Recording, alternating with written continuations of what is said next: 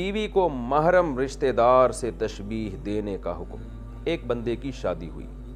وہ ایک دن یوٹیوب پر بیٹھا مسائل سن رہا تھا۔ اس نے سنا کہ اگر بندہ اپنی بیوی کو کسی محرم رشتے سے تشبیہ دے دیتا ہے تو وہ زہار ہو جاتا ہے، اور بیوی وقتی طور پر اس پر حرام ہو جاتی ہے۔ اور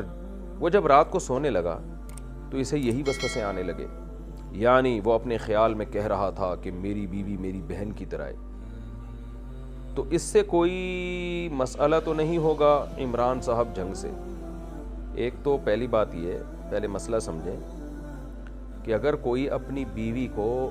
بہن کہہ دے یا کہہ دے کہ تو میری بہن کی طرح ہے، یا ماں کہہ دے یا کہہ دے کہ ماں کی طرح ہے، تو اس آدمی سے نیت پوچھی جائے گی آپ کی نیت کیا تھی۔ اگر اس کی نیت تھی طلاق کی، کہ جیسے بہن حرام ہوتی ہے تو بھی مجھ پہ حرام ہے، تو طلاق کی اگر نیت سے کہا ہے تو ایک طلاق بائن واقع ہو جائے گی، یعنی ایک طلاق ہوگی لیکن نکاح ٹوٹ جائے گا۔ اور اگر طلاق کی نیت سے نہیں کہا تو پھر پوچھا جائے گا کس نیت سے کہا ہے۔ اگر کوئی اور نیت بیان کرتا ہے وہ تو اس کی نیت مانی جائے گی۔ مثال کے طور پر آدمی ویسے ہی کہتے جا میری ماں جا اپنا کام کر، لوگ اس طرح اپنی بیوی کو کہہ رہے ہوتے ہیں نہیں تو میری ماں بنی ہوئی ہے، جیسے ماں کا احترام واجب ہے اور ماں آرڈر چلا رہی ہوتی ہے اس طرح تو مجھ پر آرڈر چلا رہی ہے، یا بہن جا معاف کر، جیسے لوگ کہہ دیتے ہیں نا وہ بھائی، جیسے بیوی بھی بعض دفعہ کہتی ہے وہ بھائی معاف کرو یار۔ تو اگر اس طرح جیسے نارملی ہم کسی کو بھائی کہہ دیتے ہیں تو وہ دینی لحاظ سے اس کو بہن کہہ دیا یا ٹہلانے کے لیے بہن کہہ دیا تو اس سے کچھ بھی نہیں ہوگا، لیکن یہ الفاظ بیوی کو کہنا جائز نہیں ہے،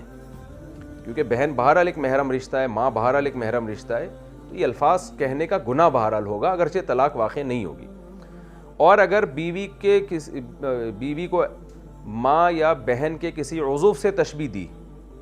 ایسا عضو جس کی طرف دیکھنا مرد کے لیے حلال نہیں ہے، جیسے عرب لوگ کہتے تھے کہ تو مجھ پر ایسے ہے جیسے میری ماں کی پشت حرام ہے مجھ پر، تو اس طرح مجھ پر ہے، تو پھر اس میں بھی نیت پوچھی جائے گی۔ اس میں اگر اس کی نیت زہار کی تھی، جو زمانہ جاہلیت میں ہوتا تھا کہ بیوی کو اپنے اوپر حرام کرنے کے لیے یہ الفاظ استعمال کرتے تھے، تو زہار ہو جائے گا۔ لیکن آپ اس لمبی چوڑی ڈیٹیل میں نہ جائیں۔